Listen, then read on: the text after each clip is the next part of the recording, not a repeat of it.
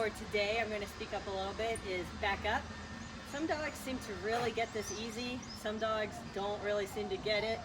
A good time to practice it is sitting on your couch. If your dog is one to bring you toys, you pick it up, you don't throw it, they might start barking. You try leaning forward. If they step back a little bit, you throw it.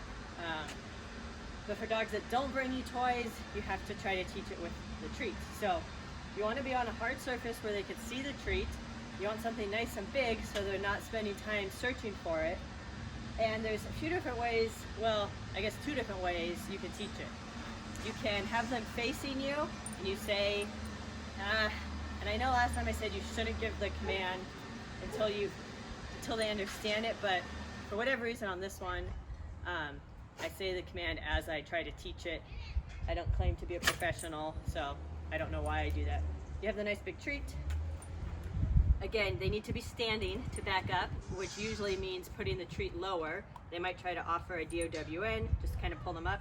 You say back, and don't push so hard they go into a down. So back, oops, try again, go girl, back. But then you want to, go get it. You want to reward behind them. She didn't see that, which is fine. We're gonna do it again.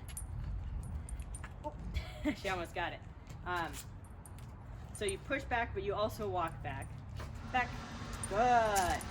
That time I threw it better. I threw it kind of in her line of sight. And you reward behind them, so in order to get the reward, they have to travel backwards. And yes, they will turn around and get it, but they're still going back. They're going away from you, I guess. So that's why you reward behind you. The other way is you don't physically push them, but you hold it, try to get them to stand up and back. Like if you walk into them and they take a step back, you throw it back. I like this way better. The pushing back is more. I don't think it's as intuitive for them. Whereas dogs understand pressure from your direction and your body. Of course, they understand touch as well, but the pressure seems the non-touching pressure seems to work a little better. Could be for herding dogs versus other breeds. Who knows? But yes, she is coughing. She does not have the coronavirus. I don't know what she has, so we're already in quarantine, so we don't have to worry about it too much. Again, get your dog to stand up. I don't give them any kind of cue about standing up. I just lure them into position.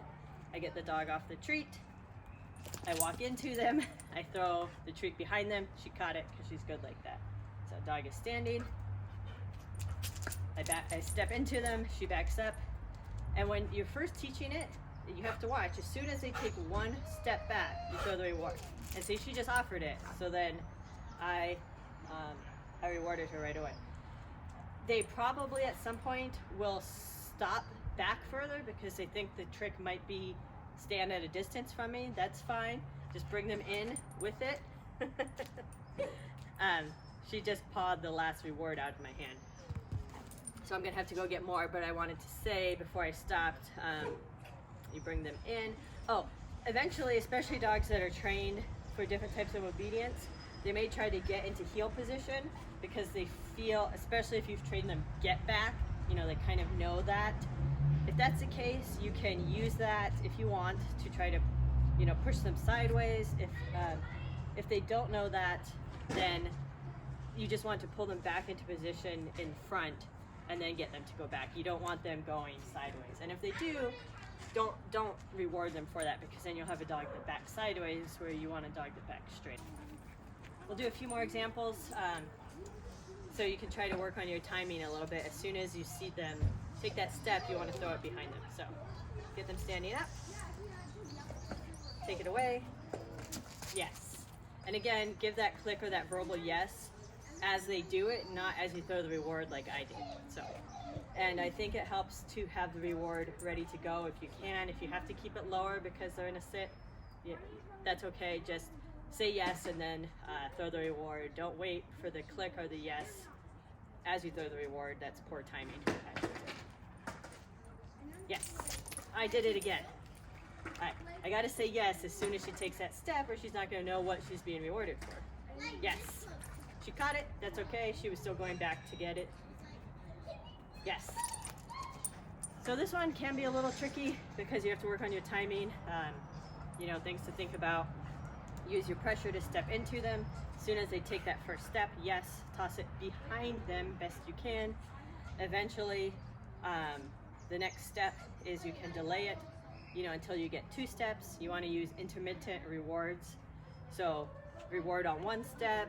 You don't want to reward on 1 step, then 2 steps, then 3 steps. You want to mix it up. Reward on 1 step, reward on 2 step, reward on 1 step. Once they're pretty reliable, then you can reward on 3 step, 1 step, 2 step, 4 step. Just kind of mix it up. I'm going to demonstrate with Dottie next. Minty is still a work in progress. Eventually you won't have to step into them. You start saying, as they start to understand it a little more, you can add the verbal cue, back, back. I use beep, beep, beep, like a truck backing up, depends on what you want. But you fade the pressure because they come to understand that back means you go back. So you know, back, back, toss, and then it'll just be back, back, toss, and you don't have to use the pressure. Back, back, back. And unless I'm doing it for, I don't know what, I always reward them behind instead of handing it to them because, I mean, if you have to occasionally reward them for coming in, that's fine, but if you're just showing off your trick, you still want to reward them behind. Got it? Get facing you, back, back, back, back, back, back.